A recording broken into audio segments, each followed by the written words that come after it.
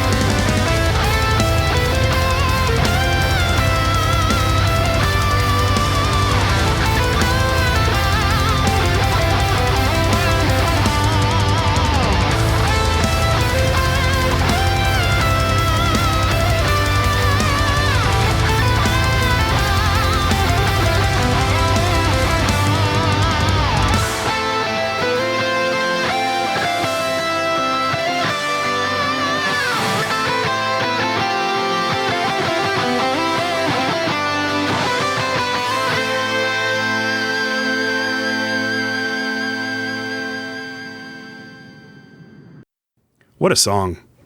Yep. Just those riffs, man. Those riffs. Ugh. Yeah, like you said, the leads just take lyrics. over in this album. Yeah. It's all about the guitar work in here. It's so good. Yeah. Excellent album. What's your first pick? All right, so moving on to my first pick. This is the band Corrosive Agent. They put out an album called Vastador Mundi. This is death metal from Germany. Also their debut album. They've been together since 2018 on Kernkraft Ritter Records. I think I said that right. German name there. This is super aggressive. Lots of political statements in the album, obviously talking about the world as a whole and all the negative shit that's going on everywhere. Even from their album cover, you can kind of tell what they're about because they've taken a collage of images of all the shitty things in the world and kind of put them together, which I appreciate. This is balls to the wall death metal with tons of melody and a lot of thrashy riffs. I was hooked from the beginning. I think the album's fantastic from beginning to end. Every single song is a banger. You can headbang along with them, and you want more of it when it's over. I didn't think there was any bloat on this album. This is a very impressive debut from these guys. And there was a standout in a week full of really good albums. Yeah.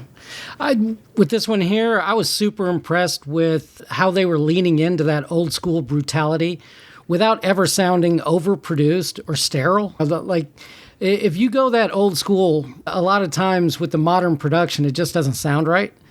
But this sounded fantastic. And it was an excellent album from beginning to end. I was super impressed by it. Yeah, the hardest thing for me was figuring out what track to play because I listened to the full album 10, 12 times before I could decide which track to play. And the one I finally decided on was Carcass Country because it's just a very good encapsulation of what their sound is throughout the entire album. And what a title. I know, Carcass Country. It's perfect. Yep. So I guess let's go ahead and play the track. Again, Corrosive Agent off of Vastador Mundi, and the track is Carcass Country.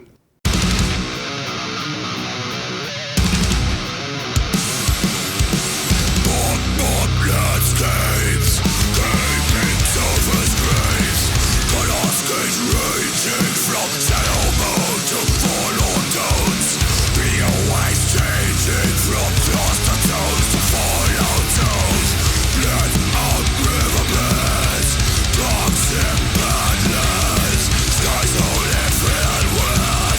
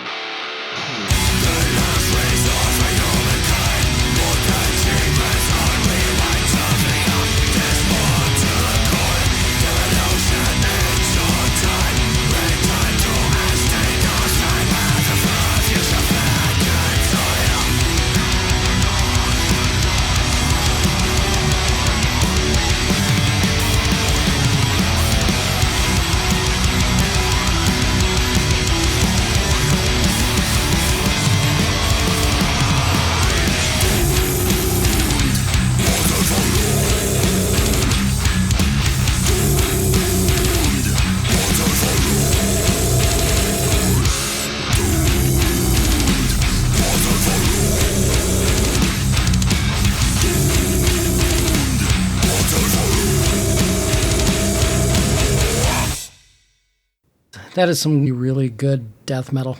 Ugh. You gotta love that, man. Gotta love it. It just makes you want to listen to more. Every time I hear a song from this album, I'm like, I got to go back and hear the whole thing. Looking forward to more from these guys, for sure. Yep.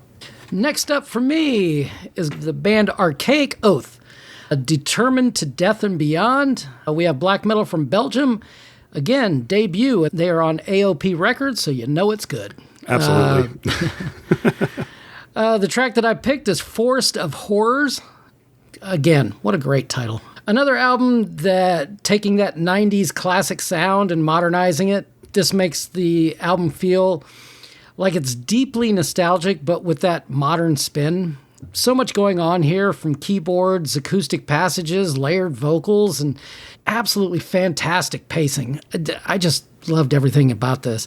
How this is a debut is surprising, but this two-man group, I'm going to butcher these names, Archaic and Lycormus, respectively, are... Those are close. And I looked on Metallum, are in or have been in roughly 300 bands each.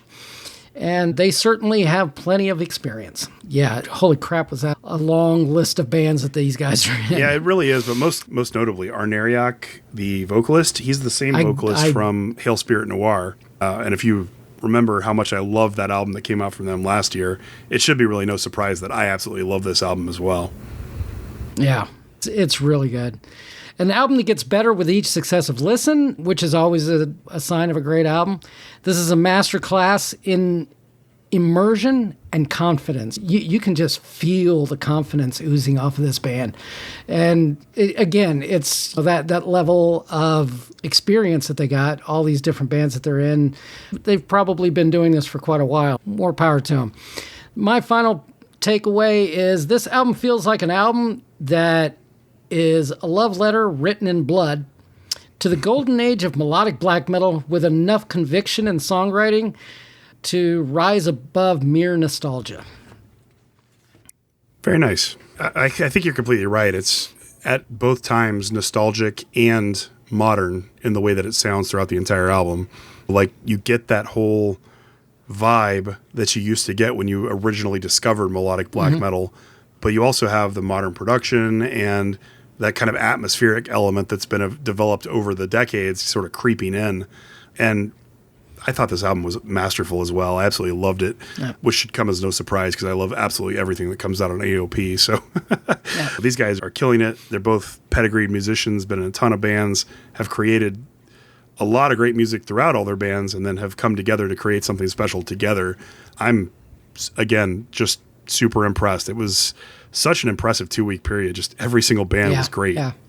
And there was a whole lot of 8.5s and higher on my list. I can tell you that. I have a lot of my honorable mentions could have been picks on other weeks. I have 10 honorable mentions, which is rare. I don't normally have that many, but there's just so much good stuff.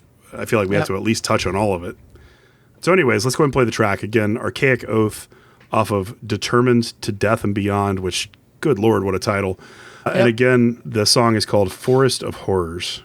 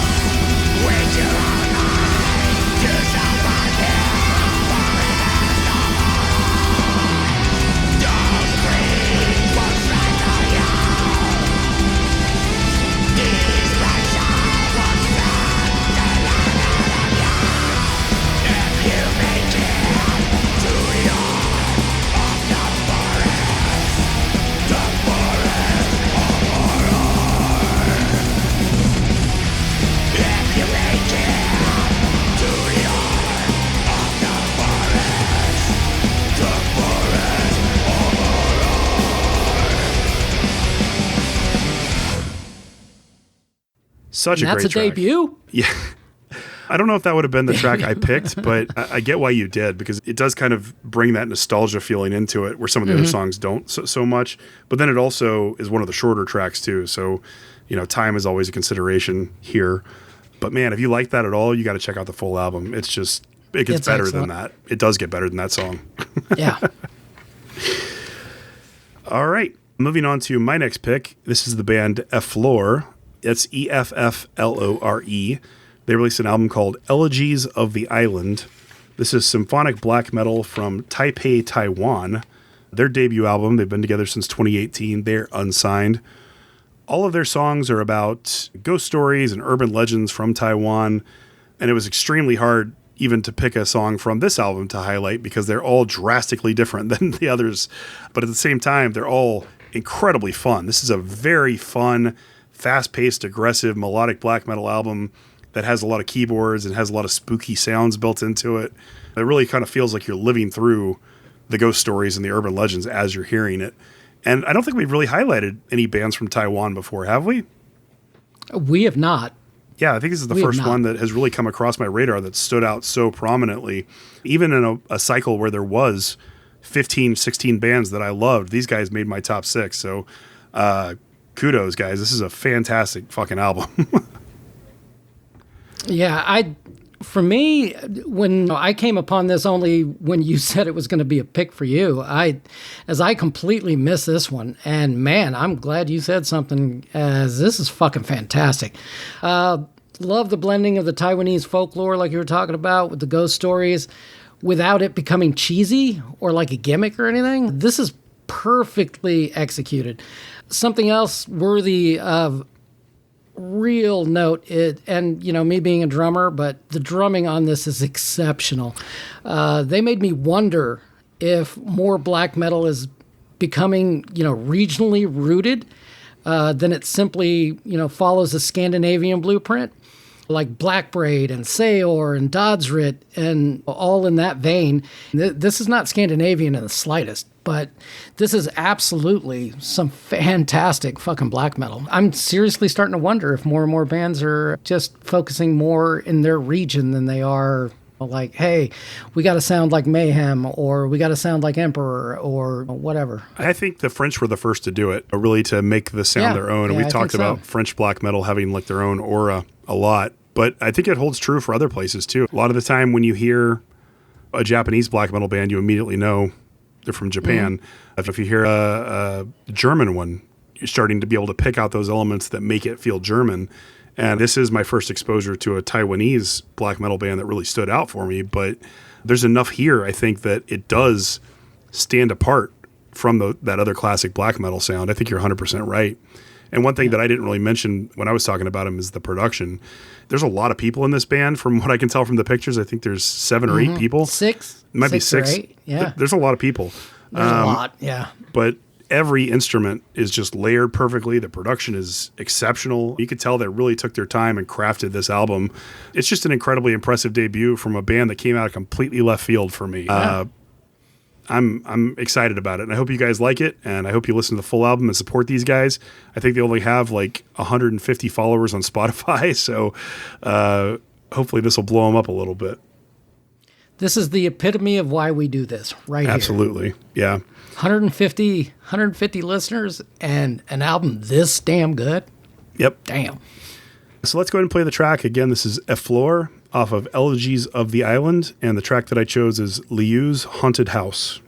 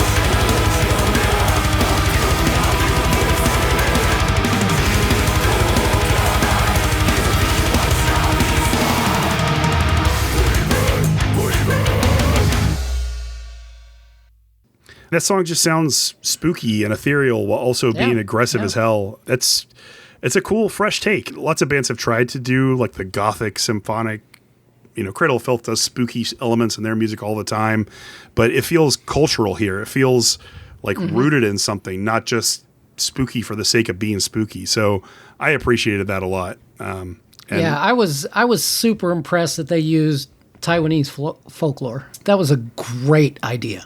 Great idea. I think so too. So please check out the full album if you like that at all. I think it's so good. What do you got next, Christian? My last pick of the episode is In Malice's Wake, The Profound Darkness. We have thrash metal from Melbourne, Australia. This is their 5th album. They are unsigned, and I would have to think that this is on purpose that they're not signed, because this band is way too good not to be signed. The track that I picked is Beyond Death. 9 tracks and 38 minutes, and man, do they ever cram a ton of killer music into that 38 fucking minutes, man. This feels aggressive to the point where you're wondering if everyone is okay. Think Slayer or Power Trip, but way more intense. They're getting after it. This is thrash, so the riffs are going to crush. And sure as shit, there's so many riffs on this album. What did you think of this? I actually really like this album. I've talked before about how thrash for me is really contingent on the vocal stylings, and these guys do like a very consistent shouted kind of style that's almost blackened a couple of times. Like they kind of dip their toes in that territory, but don't go full black metal. I really liked it. It's got a ton of great melodies, ton of great riffs. All the songs are very different. It flows very well. And they don't do any of that stuff that I hate in thrash, where they say the song title over and over again, or they do that high pitched shrieking or whatever. So I was very happy with this album. It's right in my wheelhouse for what I like about thrash. My final thought on this is actually basically what you kind of just said. And this album is a relentless surge of thrash/death metal brutality, pairing incredible riffs with blackened atmosphere, with a controlled, no-frills aggression that hits incredibly hard and rarely, if ever, lets up. They're going for it. It's a fantastic record. So, and I mean, I know we say that a lot, but man, this one here is right there. We find these all the time, man. It was an incredibly strong cycle. You've got 10 honorable mentions. I've got 10 honorable mentions. It was very easy to pick 6 albums to talk about. We probably could have done another more music episode, but some people like the topics. So we're trying not to do more music all the time. All right, let's go ahead and play the track. Again, this is In Malice's Wake off the album The Profound Darkness, and the track that Christian picked is Beyond Death.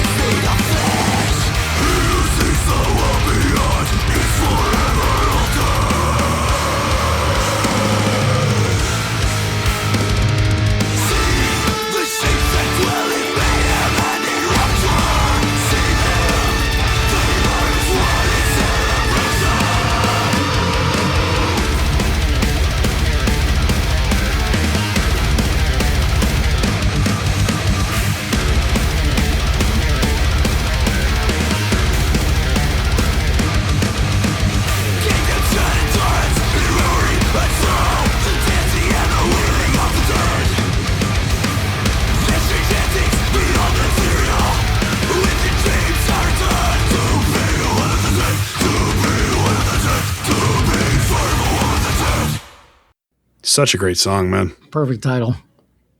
I like everything about this. I came back to this album 10 to 12 times as well. I do have to admit that my number one pick, I listened to vastly more than everything else. I probably heard it 30 times, and everything else got like a 10 or 15 listen. But man, this was definitely one of the best I listened to in this cycle. So glad you chose it as a pick. If you hadn't, I probably would have. It was well worth it. The one, your final pick is, yeah, I completely agree. It's the strongest album of this go around. Yeah, I think so too. So let's go ahead and get into it. This is the band Exorcist, and that's Xorcist.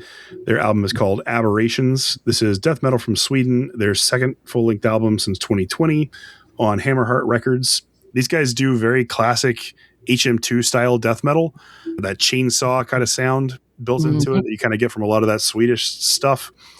I fucking love this. There's great leads. There's great solos. There's so much diversity in every single song, and it all flows really well. Like I said, I've heard this album at least 30 times. I bought it on vinyl. I know you bought it on vinyl as well. You actually already got your copy. I'm hooked on this. This is very likely to be in my top 10 for the year, and maybe pretty high on my top 10, at least as it stands right now. This is exactly what I love about death metal. For me, personally, it doesn't get much better than this album. Yeah, I completely agree with you.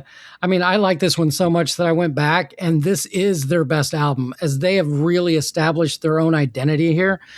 Previous albums felt like quite a bit of entombed worship, but this really moves the band forward a lot more into their own sound. Fantastic atmosphere and aggression throughout.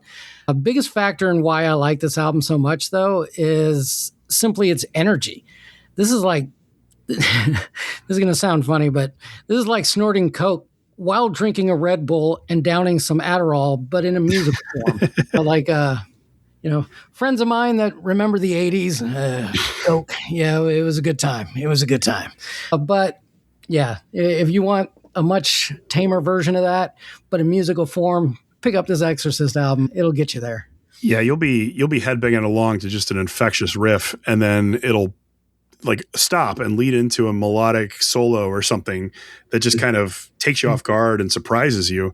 And then as soon as the solo's over, it goes right back into a completely different infectious groove-laden riff, and you go right back to headbanging. I mean, the album doesn't really give you any breaks except for those brief melodic passages, and I love that. I mean, the whole album's very easy to headbang along to, just exactly what I look for in death metal. I love it. I think it's fan-fucking-tastic.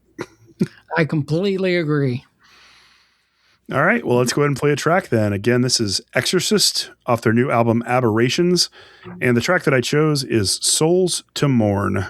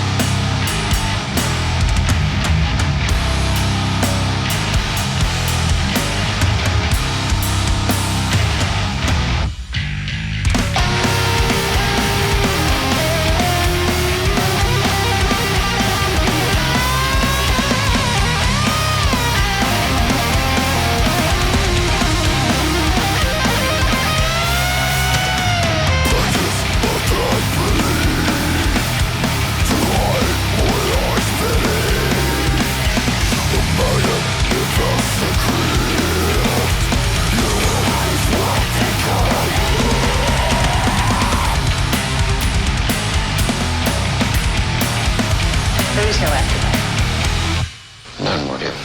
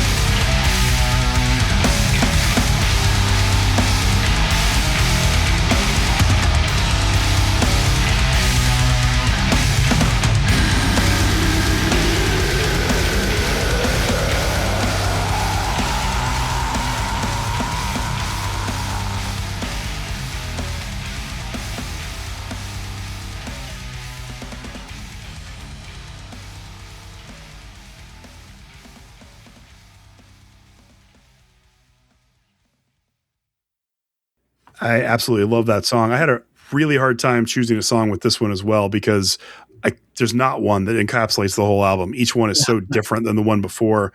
And this was probably my second or third favorite song on the album, but it's earlier on in the album and it has more of that riff to solo to riff architecture I was talking a little bit about a minute ago. So I felt like that was a good way to highlight the band.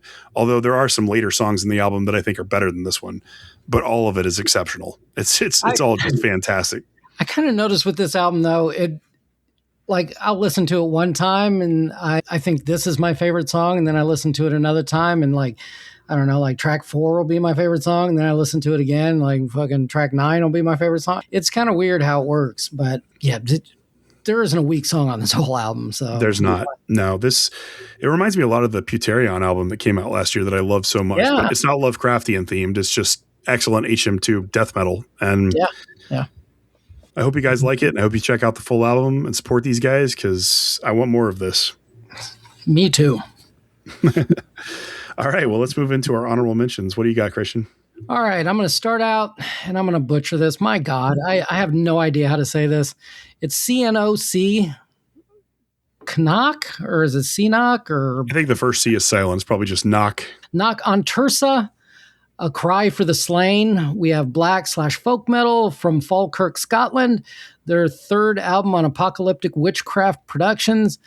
If you're a fan of Winter Phylith, Agalok, or Gallowbraid, maybe even a little bit of Sayor, you're gonna find a lot to like here. Then we have Poseidon, Time is a River and the Waters are Red.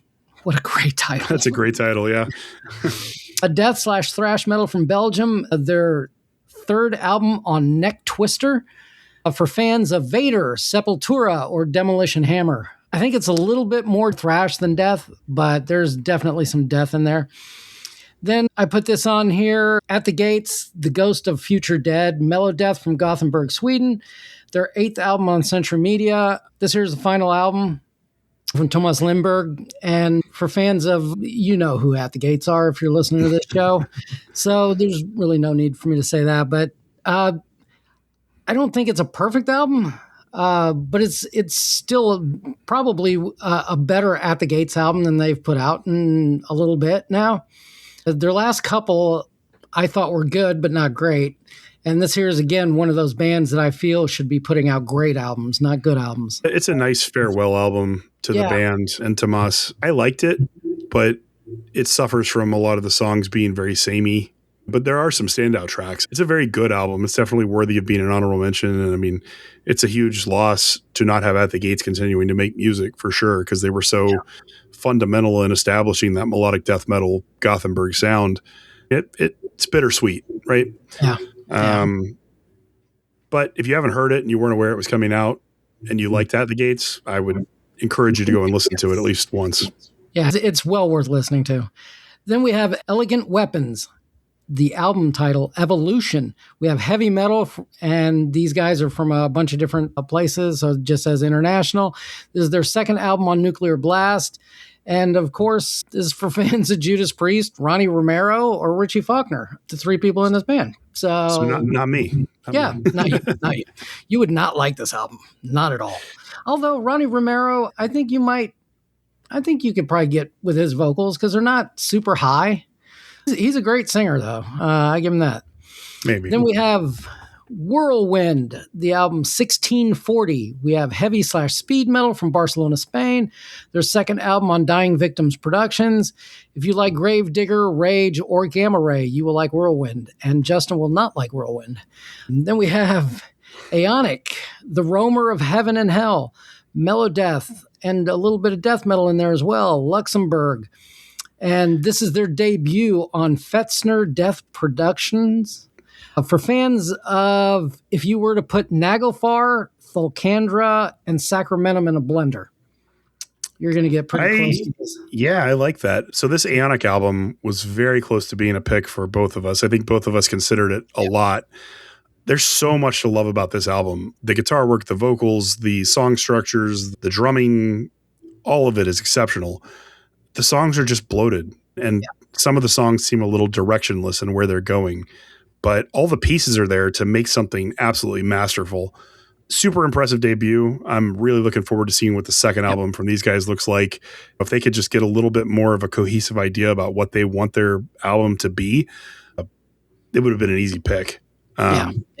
It was right there. It was right there. Yeah. Then we have Ural, Anthropic Genetic Involution.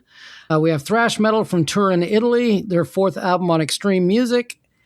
For fans of Nuclear Assault, Municipal Waste, and Forced Entry. Then we have River Flame, Lunar Crusades, Mellow Black, another international band. This is their debut on Oral Music. And that's spelled A-U-R-A-L, not O-R-A-L. This is for fans of Summoning, Stormkeep, or, of course, Dissection. You have to put Dissection in almost all of these when you're talking melodic black metal. This album was so weird to me because it was like one song would be fucking incredible, and then the next song would be like just forgettable, middle of the path. There's so much talent here, and if they could just get that consistency, they'd be a way better band. Yeah, I think so too. I mean, it was certainly not bad. No, it's not bad. It's like 50% great and 50% average. Yeah. All right, then we have Volcandra, Beyond the Will of Mortals, melodic black metal from Louisville. Their third album on Prosthetic Records. And again, Dissection, Storm Ruler, or Unanimated a little bit. Now, Volcandra, this one here could have been an easy pick, except for one glaring issue. And I'll let you talk about it. My thing about it is that one of the songs just doesn't fit at all. Yeah. Most of the album is a very exceptional melodic black metal album. And then there's one track, which is like a blackened speed and thrash song. It feels like they plucked something straight out of Hellripper's discography and put it into the album. And it seems very out of place. It's not a bad song. It just doesn't do anything to help the album because it's like, as a bonus track or something, it would have been way better than being in the middle of the album where it was. I also feel like the album was 2 tracks too long. Like if they just made a little bit shorter album, it would have been a way better album. But I'm not sure which 2 tracks I would have cut to do that. Even still, I think it's Volcandra's strongest album so far. And all the other songs are just great. If you like Volcandra, if you like melodic black metal, this is really good. It's a really good album. All right. And the very last one I have is the band Undercroft, The Killer Sword. We have death/thrash metal from Chile and Hamburg. This is their 9th album on Toxic Records.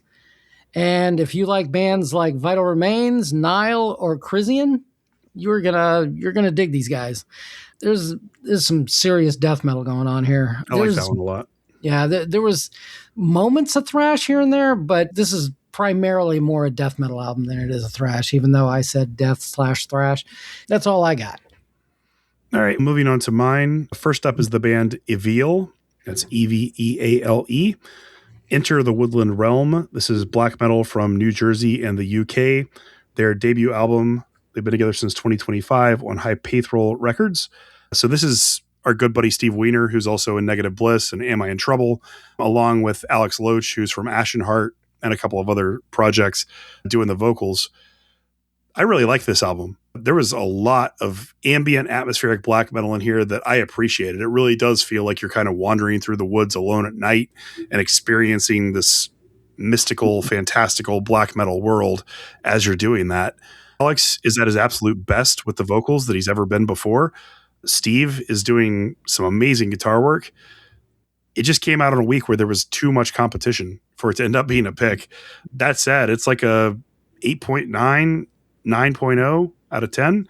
I've seen a lot of people raving about it. This is a top tier atmospheric black metal album in my mind. There were just other albums that I liked more, which is why it ended up as an honorable mention. Still, absolutely fantastic. Congrats, guys, for putting out something so awesome. And I hope that anybody who likes atmospheric black metal will check it out. Yeah, it would have been an honorable mention for me as well. So it's an excellent album. And next is the band Malorshiga, and that's Malorshiga. The album is called Vento. This is black and death metal from Slovenia. Their second full-length album since 2017. These guys are unsigned. This is very oppressive black and death metal, but there's tons of melody as well with the oppressive elements. I love the aggression in this. I was hooked on this for like a few days, just all I was listening to back to back. It was very hard to make it a pick, though, because there are a couple of songs that feel bloated and all the tracks are very long. And again, there were other things that I thought were just stronger. But again, a top tier black and death metal album. If you're looking for something new, I highly recommend this. And you're probably going to hear that a lot with all of my honorable mentions. It was just a very tough week.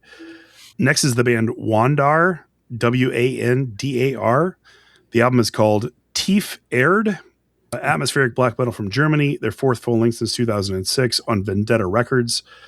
Man, this album is atmospheric and bleak and oppressive and all the things that I love about super dark ambient sounding black metal. Again, there were just albums I liked better and the song suffered from being a little too long, as atmospheric black metal tends to do. It's still, if you like atmospheric black metal, again, highly endorse checking it out. Yeah, length is the only thing that stopped me from, like, I mean, I could have easily made this an honorable mention. So, the length, again, yeah. Length. It's just the nature of atmospheric black metal. Yeah. They're going to be long songs. Next is Sacroversum, the album Before the Birth of Light. This is melodic death and thrash metal from Poland. Their sixth full-length album since 1982. Somehow I've never heard of these guys before. This is my first exposure to them. I would say 80% of this album is excellent. And then there's like 20% that are experimental with like clean singing and doing some things that I just didn't really love at all. But most of the album is great. So if you like melodic death and thrash, I'd say check it out. Next is the band Grond, Grond, The Temple. This is death metal from Russia. Their third full-length album since 2002. Everything's Lovecraftian. All their songs are based on Lovecraft stories. Even their logo has like a Cthulhu built into it. This is very experimental death metal. They do a lot of really unusual things. They do those like throaty kind of gargling sounds that make it really disgusting sounding, which I like. Mm-hmm. Not everybody likes that. But for me, I love it when bands push the limits with the vocals. And they certainly do.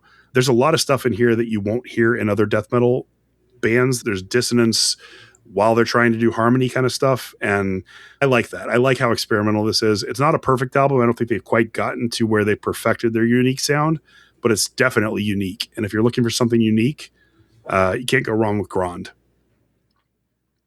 Next is Necrotid. We Are the Gods Who Tear Ourselves Apart.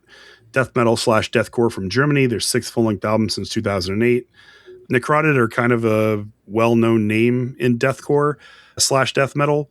They have a lot of guest slots on this album. They have the guys from Coffin Feeder on a song. They have the guys from Aborted on one of the songs. Tons of others too. I can't even think of them all, but it's a pretty fun, aggressive death metal / deathcore album. It's not perfect. It suffers from what deathcore always does, which is the formulaicness of it all. But I had a lot of fun listening to it, and it's a fun album I'll probably return to throughout the year. Yeah, it definitely had its moments. Next is the band Resurrected. They put out an album called Perpetual. This is brutal death metal from Germany, their 8th full-length album since 1993. Some of these songs are like frisson-inducing. First time I heard it, I was just like goosebumps, like, holy shit, that sounds dark. Other songs are just kind of average, aggressive, brutal death metal. The vocals throughout are kind of one note, so that may not work for other people, but there's definitely some standout songs on this album. And if you're looking for something new, brutal death metal, it's pretty good. Yeah, I liked about 70% of this record. Yeah. Next is Pig's Blood, Destroying the Spirit. This is black and death metal from Wisconsin, their 3rd full length since 2015. This is as aggressive and oppressive an album as I could possibly imagine. Like, it is very challenging to listen to, but not so challenging that I think anybody who listens to this podcast wouldn't appreciate the album. This was my first exposure to them, but I was very impressed with this. If you like black and death metal, check this out. It may be right in your wheelhouse if you like the oppressive side of that.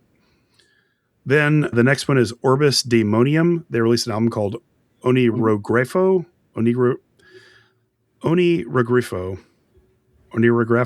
I don't fucking know how to say this. Onirografo. Black metal from Brazil, their debut album. They've been together since 2015. So they spent a lot of time crafting this album, and it really shows. Every single thing about this is well thought out. The placing of the songs, the melodies, how everything flows together. The only thing that I think is going to keep people from loving this is the vocal delivery, because it's very one note. There's no diversity whatsoever throughout the album. And for people that like that, you will absolutely love this album. But for people that get tired of it, it's going to be a hindrance, I think. But man, if they could add some diversity, like on their next release with the vocals, holy shit. Everything else in this was like perfect. So I hope they do that. And then finally, the last honorable mention for me is Aversio Humanitatis, which I love that title. To Become the Endless Static. This is black metal from Spain, their 2nd full-length album since 2020 on Deborah Morty Productions. I really like this, but I acknowledge that this will not be for everybody. This is like dissonant black metal with a lot of fuzz and a lot of wall of sound kind of stuff, which I know Christian hates. Yeah, I did not like this. I thought it was a pretty immersive experience. Like if you're a fan of Ulcerate and things like that, you'll probably like this. But if you're not, you definitely won't. Yeah. Yep. There's definitely a barrier to entry on that one. Yeah, I think so too. And that does it for my honorable mentions. So let's move into our topic.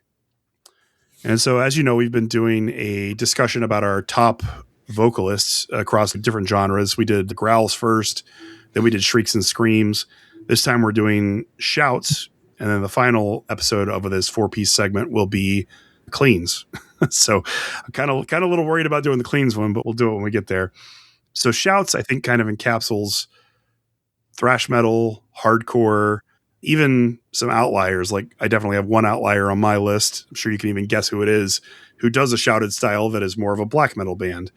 So there's a lot of variety that could fall into this category, but really anybody who shouts when they're singing, I think works here. So, Christian, do you want to do back and forth like we normally do, starting with number 5? Sure. And just so y'all know, all of mine are going to be thrash. So I never could have guessed that. Shocking, I know. My very first one is going to be Eric A.K. from Flotsam and Jetsam. The power he generates, the great range that he has without, straining. And he's got near power metal vocals in a thrash band. Power and control could probably be higher on this list, really, if you're just talking about level of talent. And he's been doing it for a very, very long time. And he sounds as good today as, he did back in the 80s. So, yeah, Eric A.K. from Flotsam and Jetsam, excellent vocalist. And that's the last one on my list. So they're only going to go up from here. Nice pick. I definitely have some on mine that are going to be somewhat controversial, especially with the type of music I listen to today. But I like their voices, so that's why I picked them. First controversial. It's your opinion. You can't be wrong. Well, I don't know. We'll see what you say after I give you my number 5. So my number 5 is the much maligned Corey Taylor from Slipknot. I actually really like Corey Taylor's voice. I like the way he delivers his vocals. I've always liked the way he delivers his vocals. Slipknot became a little bit more mainstream as they went on in their career, and they do a lot more singing rather than shouting. So I don't really love anything they put out since maybe Subliminal Verses. I really liked Iowa. I really liked their first album a lot. But I grew up in an era where nu metal was still being developed, and I listened to Slipknot back then, and I liked it. I still like Corey Taylor's voice. Whenever he guests on another album, he usually does better than when he's doing his own stuff. But he's not going to be everybody's cup of tea. So don't judge me too harshly for including him. I will completely agree with you on the first three albums. And after that, he just tried to sing too much. Yeah, he's not a singer. Some people aren't. Like Anders Frieden. I fucking love him, but he shouldn't be singing. It's what changed In Flames so much to be a metalcore band. If they just kept doing what he had done in the earlier albums, it'd still be one of my favorite bands. Yeah. My next pick is Millie Petroza from Creator. When I think German thrash, this is the voice I hear in my head. Kind of surprised it's that low for you. Well, you'll see when my other three picks why, because that I do consider Creator they would be in my top 10 all-time thrash bands. They're just so consistently good. And I will even say Endorama is a fantastic record. I don't care what anybody says. Endorama is a great fucking record. I know a lot of people hate on that one, but I like it. They were doing something completely different, but man, I thought it worked. You just had to get past the point that it wasn't really, what you were used to from Creator, but even on that album, he sounds fantastic. Yeah. Creator is one of the few thrash metal bands that I really like. I don't like all of their stuff, but the earlier stuff I did enjoy, when I was developing my ear and becoming a bigger fan of metal. So they were certainly part of my journey towards more extreme music. And my God, they were so fucking good, and they've stayed at that level.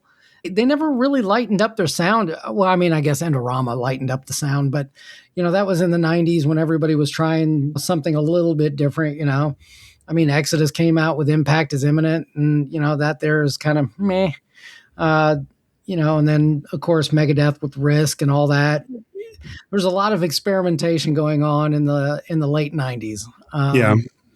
So everybody was trying to find their way, but as soon as they, what was the album, Enemy of God or whatever, that they just came back out, and man, they came out swinging. They were like, oh, you want to give a shit for Endorama?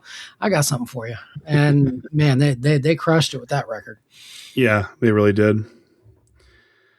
All right. My next pick is, again, I think kind of a mainstream pick. Well, definitely a mainstream pick. James Hetfield from Metallica. I really like James's voice. I've always liked James's voice. Metallica's songwriting is not great these days, but in the early days it was phenomenal. And even with the albums that are kind of lackluster, I know Hetfield gets a lot of flack for his use of so much throughout the albums, but he's a solid shouter, I think. And I like the tone of his voice. I was, at one time back in the 80s, Metallica was my favorite band, to the point where I actually got a Metallica tattoo. Then the Load came out, and I got that tattoo covered up. I was like, oh my God, I can't go there. And their albums aren't as good as they were in the 80s, but they've gotten better. Death Magnetic, I thought, was a pretty good record. I mean, they just have bloat. That's their biggest problem. There's 60% of those albums, the new era of Metallica, 60% is really good. They just got 40% of bloat, and it's just too much. Yeah, it's because now they're going back towards making thrash metal again, but they're still trying to appeal to all of their mainstream audience, which is a challenge. It's got to be hard for them to do that. And I think that's where that bloat comes from, is just adding in all the flowery guitar shit just to keep the rock and rollers appeased. And hey, that song Lux Eterna, I don't give a fuck. That's catchy as fuck, man. That is such a catchy song. Even if you don't like it, you'll sit there and headbang to it. You'll be like, damn it. You'll hate yourself for doing it, but you'll headbang to it. Yeah. All right, what do you got next? My third pick, Joey Belladonna, the person personally responsible for bringing melody and huge hooks without losing any sort of aggression. I mean, he was a thrash metal vocalist that could actually sing. I'm not going to say he's, Pavarotti or anything, but as far as, everything else that was going on at the time, Joey Belladonna sounded pretty fucking good. Well, we're talking about shouters, so I mean, nobody should sound like Pavarotti. Yeah. Yeah. And man, those early Anthrax albums, dear Lord, were they fucking strong. Among the Living is still one of my favorite albums of all time. Effelneckefessen, Jesus Christ, that album is just fucking strong as shit. So yeah, my number third would have been Joey Belladonna.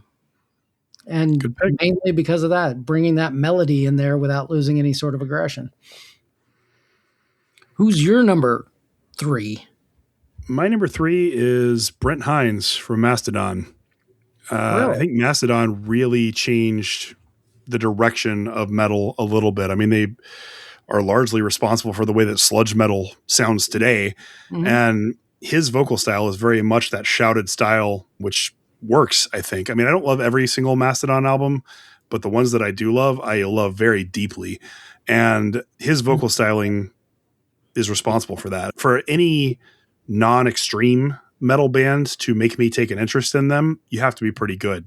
And the vocals are definitely a part of that. I mean, I live in the black and death metal realm. So if I'm listening to a band like Mastodon or Gojira, there's a reason.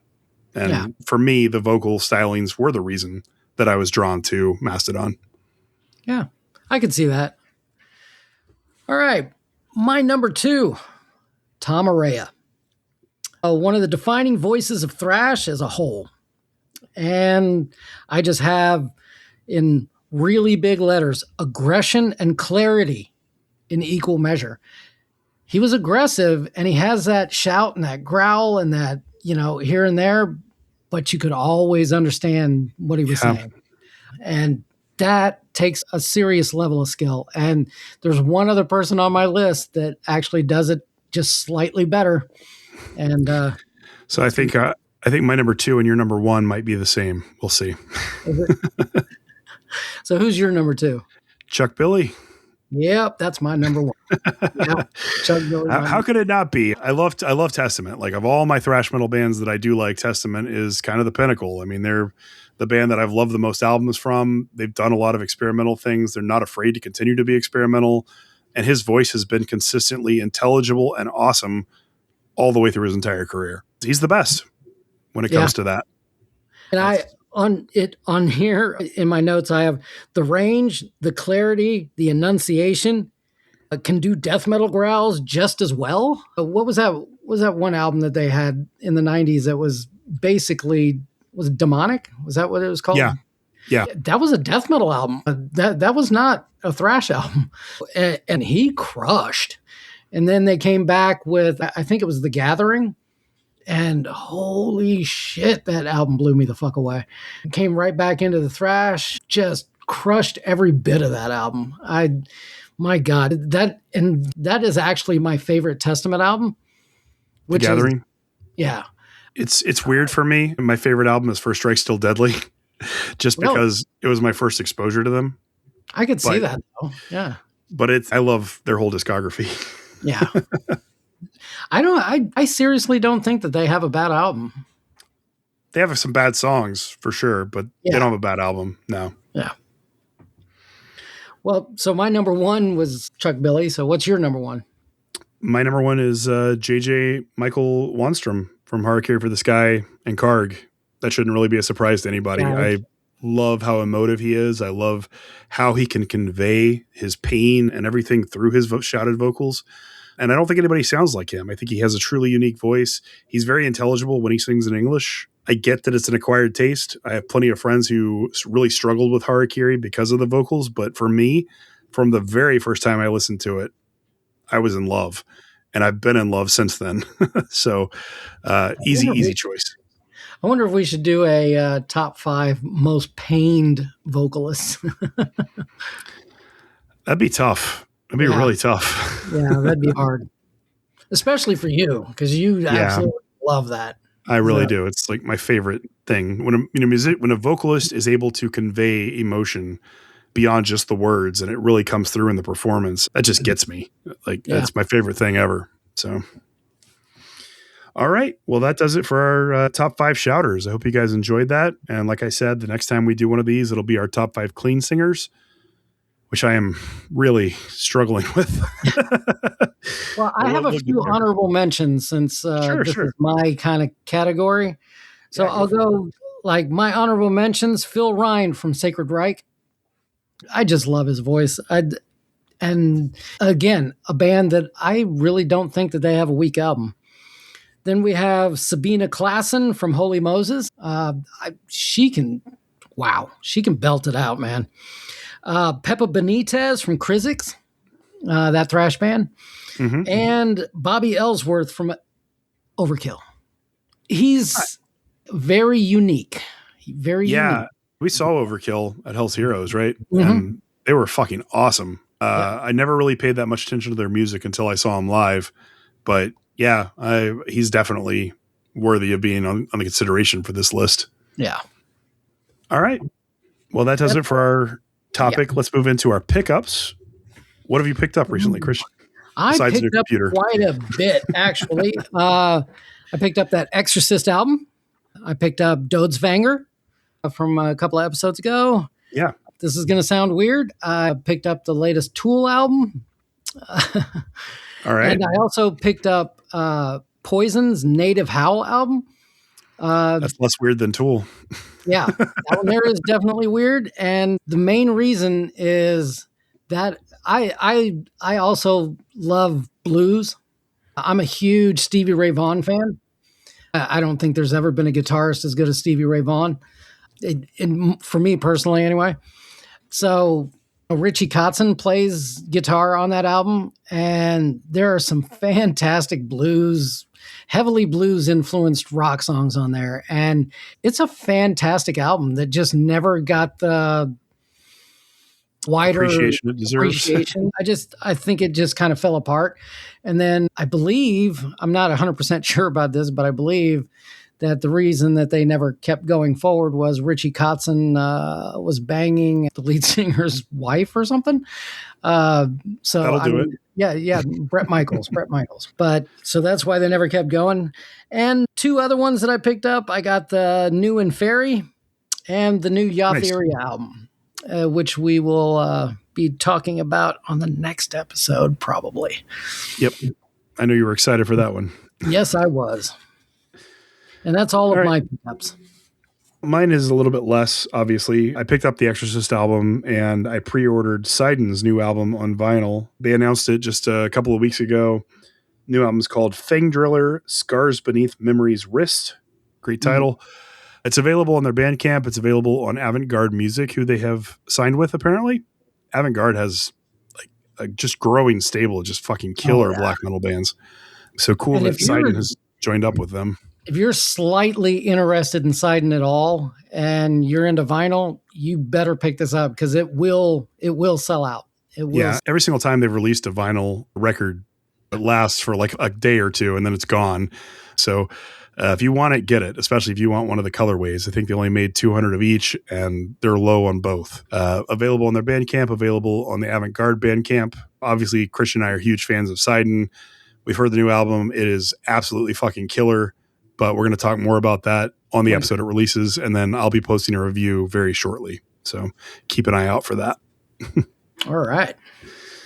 And that does it for our pickups. Let's move into our extreme submission. So this one comes from a band that actually put out an EP today or this week.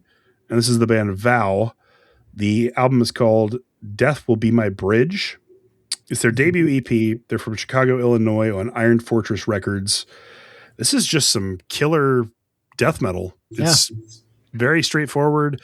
There's some melody, but I wouldn't dare to call them melodic death metal.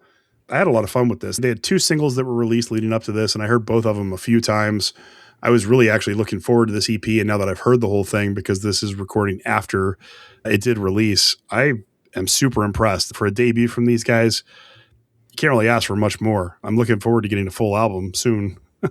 Oh, do you get any sort of Gates of Ishtar vibes from this band? That's what it is. Yes. I couldn't figure out who they sounded like on some of those songs. That's exactly it. Yeah. Yeah. I was like, holy shit, they sound a lot like Gates of Ishtar. Although I think maybe slightly better. I'd say so. They have more of that like groovy Yeah. death metal element to them that Gates of Ishtar does, but the melodic parts definitely sound a lot like Gates. Yeah. Yeah. Good call. You know, adding those hardcore vocals and the breakdowns was a great way to differentiate themselves. And so like overall, this is really, really good. I was pleasantly surprised. I mean, you know, a lot of EPs, they kind of are really hit or miss for me. Because it seems like when a band puts out an EP that they try to experiment a little too much. They'll have a track or two that's just kind of, I don't know, like the one that they weren't sure about. They'll put that on the EP.